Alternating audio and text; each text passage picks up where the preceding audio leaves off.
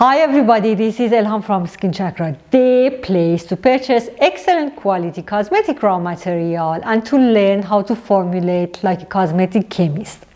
And with the weather becoming colder, we are going to prepare your skin and pamper your skin for the cold season.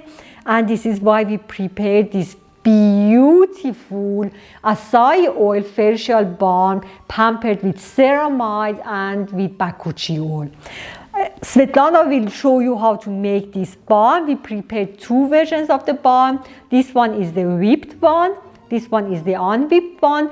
There is a slight difference in the color. The whipped one becomes slightly lighter in color, but it's your personal preference which version you like more and which route you get. You can prepare it just as usual as it is and then pour in the containers, or you can go a step further and whip it to this beautiful texture and then fill it in the containers.